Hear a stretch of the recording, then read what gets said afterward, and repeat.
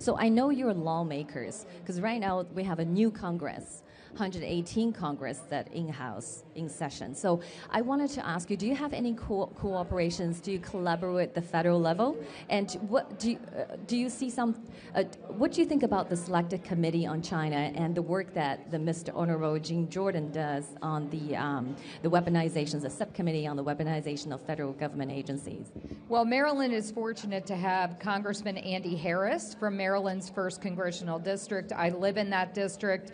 Congressman Harris is a good friend of both of ours. He is fighting for American freedom. His parents immigrated here from communist Russia, from Ukraine, and so he knows. His parents taught him communism doesn't work.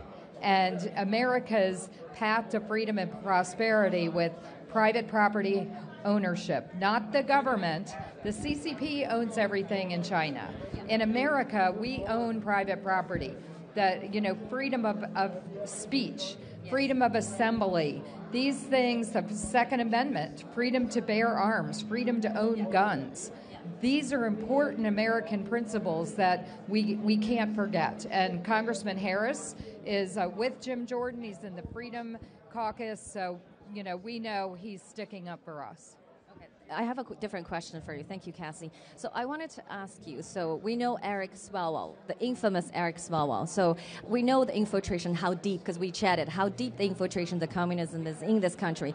So how do we discern which people are representing people in the Congress, in the business community, as a leader, as a leader of a community organization? How do we discern from good to evil? Well, it's really troubling, and it's the media that I think makes it harder. You have to vet these candidates, and they're not being properly vetted right now. I mean, we saw the Eric Swalwell situation, and look, his decisions have hurt an entire American country. Just look since the COVID. We've had an increase of $5 trillion of spending in direct acts because of COVID.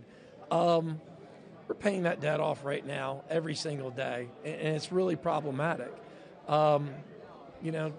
People need to do their due diligence when they go to the voting booths. And, there's definitely a big problem with it. Yeah,